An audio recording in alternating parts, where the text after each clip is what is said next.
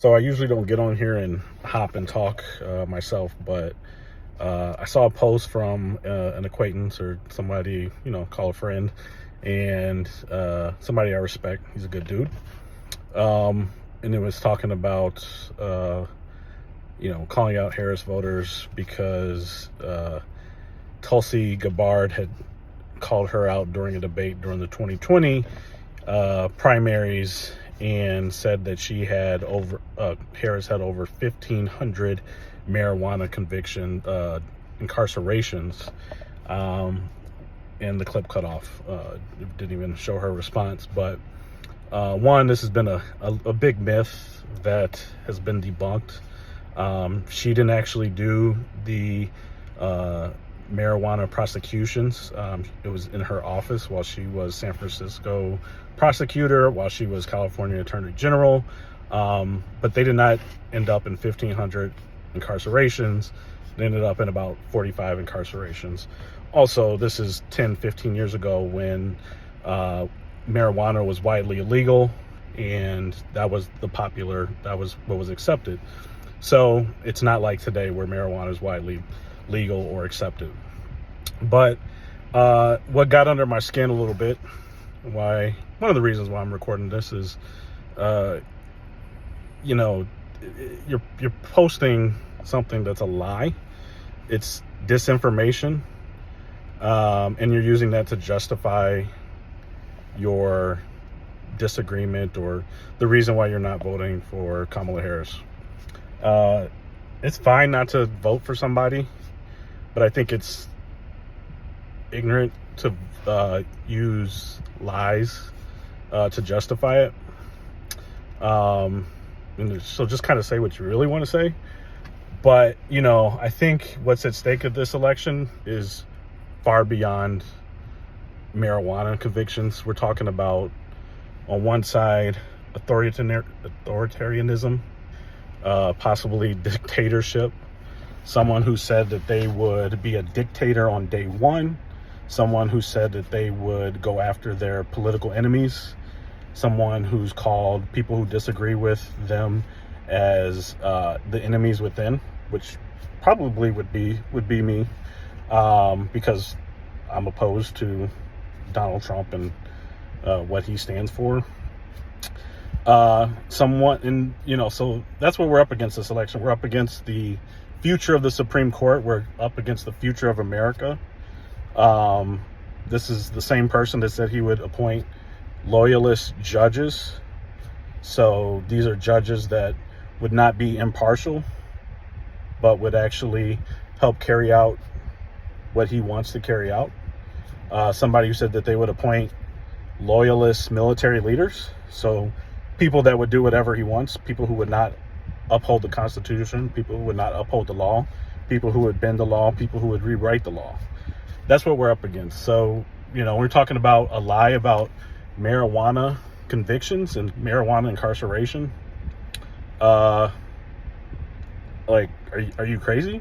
This isn't a normal election. There's too much at stake this election. And I get Palestine is an issue for a lot of people. And I don't think it's an easy one.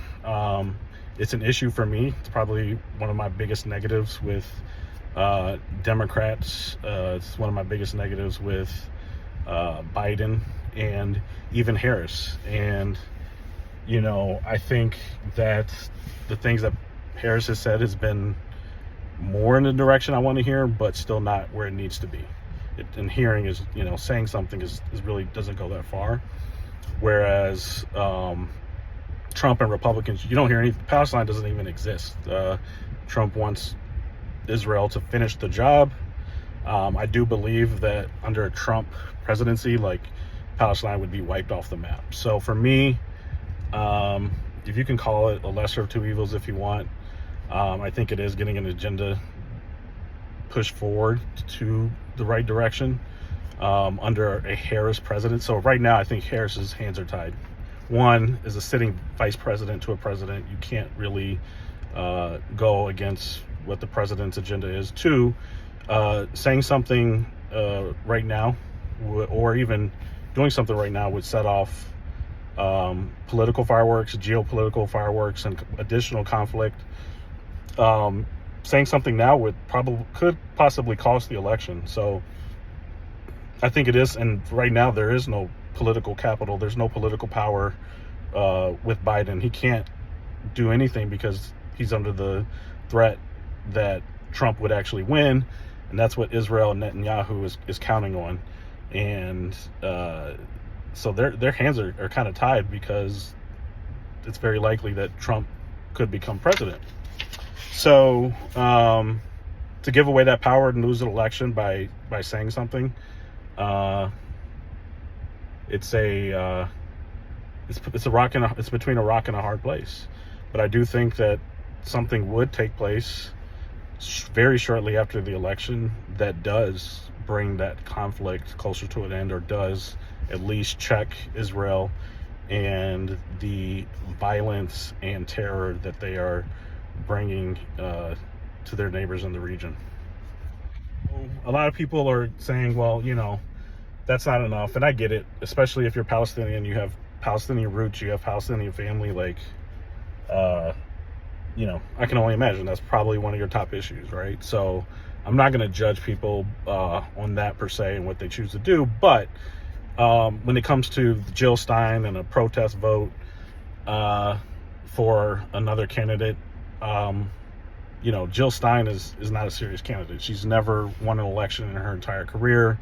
For some reason, she thinks that running at the presidential level is the right answer. I do think she has ulterior motives. I do think she's aligned with Russia and potentially Republicans as well.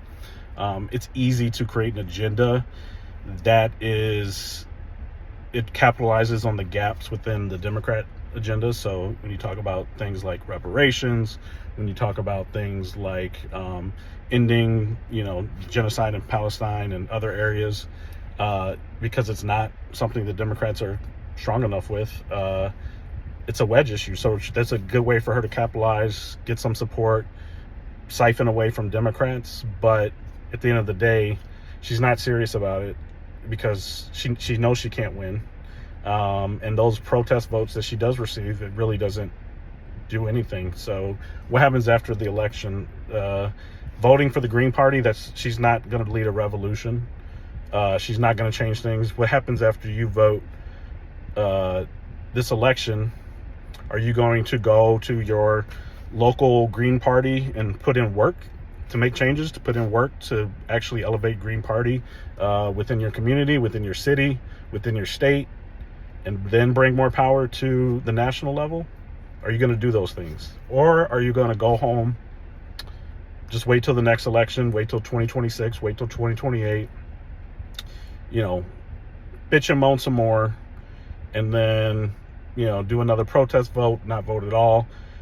I don't even know if we would actually even have elections in those years after Trump is back in office, or if it would be a free and fair election, or if judges and Congress would actually allow the will of the people to take office.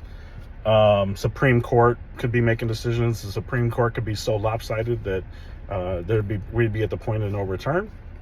So, a protest vote, to me, in my opinion, I will judge that, because a protest vote really doesn't do anything unless you're truly passionate about the candidate.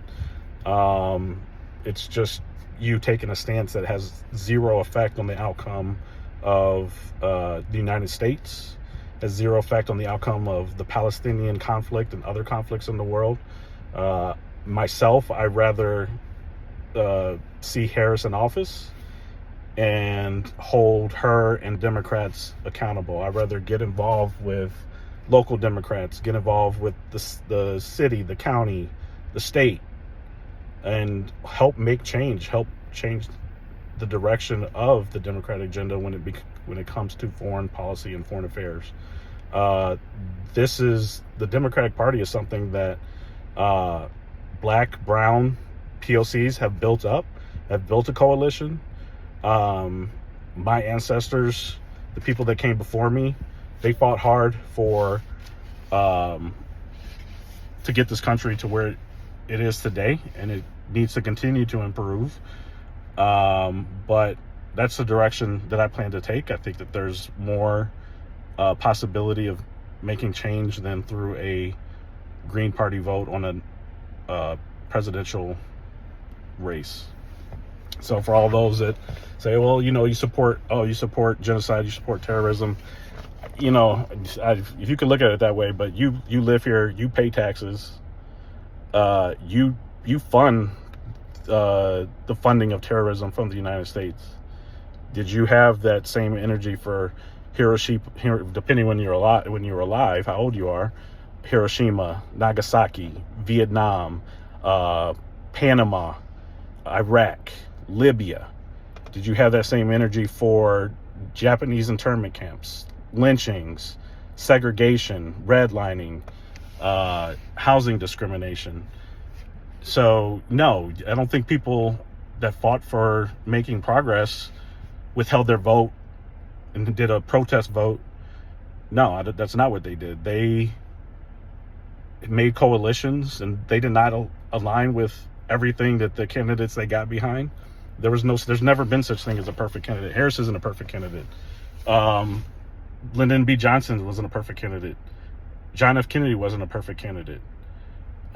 President Carter wasn't a perfect candidate. Barack Obama wasn't a perfect candidate. So, but those allyships, those alliances that were made, helped get us where we're at today. And there's no way in hell I'm gonna just sit here and throw it away. And I'm pretty passionate about what I'm doing right now and helping hopefully shape the future of the country for the better. And I'll sleep good at night knowing that I did my part. I did what I could, regardless of the outcome of the election. But yeah, I just don't see how. Again, I don't see how a protest vote for a weak candidate does anything whatsoever. So feel free to explain how it does. But I'll leave it at that.